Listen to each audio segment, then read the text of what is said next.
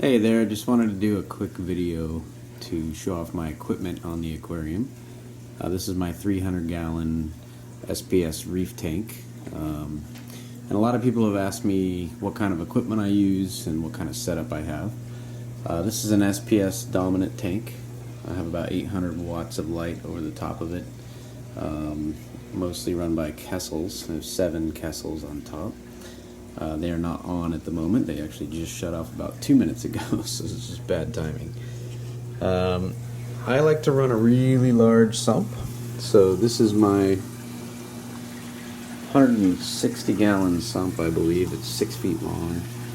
It's about 25 inches wide. So this first section is the return. I have 3 returns there coming down, 3 drains. The center section here is my refugium. The refugium has been through several different types of algae and things that I've been growing in it. One of my anemones, I ended up moving down here because it was just moving around too much, so it's down here with one of my clownfish that I've had for a really long time. I also have a lemon peel angel down here, a couple of large starfish, and I keep a shrimp down here too. So I use Kato. I just trimmed it today. It was about 4 times that size. It'll almost fill this entire section, which is about a 70-gallon section. Kato grows really well in this tank. I just use a regular 18-watt Home Depot LED. And then on this side I use an LED with some color because of the anemone. I want to make sure that it's healthy, so it seems happy under that. And then the last section is just essentially the return, which I keep my heaters in, and that's really about it. So I do dose, so I keep my dosers in here. The reason I do that is because out in the other room where the rest of the pumps are, it's kind of cold, so the dosing doesn't work out too well. So let me show you the rest of it. I'm very fortunate with this tank in that I have a lot of room on the back side of this wall, and so I'm able to house all my gear on this section of wall right here. Turn on some light for you.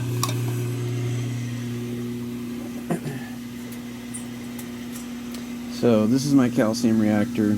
I use a GEO 624. It means it's 24 inches tall. It's amazing. I absolutely love it. It's absolutely changed this tank. I use a carbon doser for the CO2, and I absolutely love it. It's very, very accurate. I keep my pH at about 6.6 on the calcium reactor, and that gives it a nice steady return there. You can see the smaller pebbles here in the bottom have been in there for about 3 months, and I just refilled it with the larger pebbles, so you can see that it definitely is working well. It does really well with the system. I'm very pleased with it. I'm glad that I added it. It's really stabilized my alk. I do carbon and GFO. I have 2 Next Reef large reactors, and I just changed them, and I'm noticing that it's leaking, so I'm going to have to fix that. I have a Super Reef Octopus 6000 external skimmer. I can't say enough amazing things about the SRO skimmers. This thing has just been bomb-proof. It's been on the tank for almost 3 years now, and it's just absolutely perfect. I love it. It was super easy to set up. Gets a really nice skim, really active all the time, and I'm just super pleased. Can't say enough. I use a Ranco controller for my heater. I keep my tank at about 78 degrees. I'm really lucky I live on the coast of California, so it stays cool here. So even on the hottest day of the year, it's only about 75 degrees, so I don't need a chiller on this tank, especially with the LEDs. So I do have 1500 watts of heater in there though, because it can actually get quite cold here. Tank pH, yeah, you know, I recalibrate this quite often, so that's pretty accurate. It's about 8.1. I also use a couple of Reef Octopus water blaster return pumps. These things are amazing. I absolutely love them. I use 2 of them just in case one of them dies on me, and then I can replace one pretty easily. I used a whole lot of these valves with the easy to remove stuff on them. I also feed my reactor right here, so the carbon and GFO get fed from the main pumps. It works out nice. You don't have to add another pump to the system. It's very simple. And then I have another one set up there just in case. I don't have anything hooked up to it just yet. I used Kilkwasser for quite a long time. So I had a GEO Kilkwasser reactor. This thing is awesome. Pretty simple to use. It does require that you replace the Kilkwasser about every 2 days, so it is a little bit of a maintenance thing, but it really stabilizes your alkalinity. However, when I added the calcium reactor, it really stabilized the alk already. It actually pushed it up to about 11. So I stopped the Kilkwasser and I stopped dosing. I was dosing 2-part as well. And now I'm just dosing calcium at the moment. The type of salt that I use, you can see this is the top-off reservoir. Pretty simple. I use a Tunzi top-off.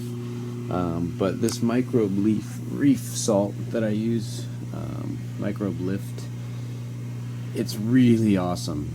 It keeps my mag incredibly stable, and ever since I started using it, I haven't had to dose mag at all. Keeps it right about 1350, 1400. It's a nice salt. It's very fine, so it dissolves very quickly. There's no precipitation or anything. But it's made to be used with a calcium reactor. That's kind of very specific, so it's kind of low in calcium. So if you've used like CCAM or anything like that, you'll note that the calcium levels in that can be really high. So this is very low. It's just going to be your normal calcium level around 500. So it's not going to add a lot of calcium. So that's the one downfall, is if you don't have a calcium reactor, that might be a problem. The reason I'm dosing calcium still, even though I'm using the calcium reactor, is because the tank has really started growing. I've got a lot of awesome growth on the SPS, and so it's using the calcium a lot faster. And if I crank up the GEO reactor anymore, it actually raises the alkalinity too much. And so I've started dosing calcium sort of in addition to the calcium reactor, so that I don't have to crank it up any more than that. And that's actually been a really nice combination. I'm very pleased with it. So the tank's been loving it. I also have in the laundry room here, I have my reverse osmosis deionization filter. So I just turn that on. I have it plumbed over all the way around, so that I just have to turn on the valve on the top off, and it just fills it up automatically. It shuts itself down. It's pretty nice. Very simple. This right here, you can see this is actually a drain that's in the bottom of the tank, and I can just take this and put it in one of my brute buckets that I do my water changes with, and crank it open, and that will drain out about 80 gallons out of the tank. It takes about 5 minutes to drain, and then I just put a pump with a big long hose in it to put it back in the tank, and it's really pretty simple. So that's my setup. It's just kind of all along this one wall. It's worked out really well. I didn't have a lot of space, but it's doing well, as you can see. So this is my 300 SPS heavy, run on all LED Kessels and Ecozotic strips. So thanks. If you have any questions, let me know.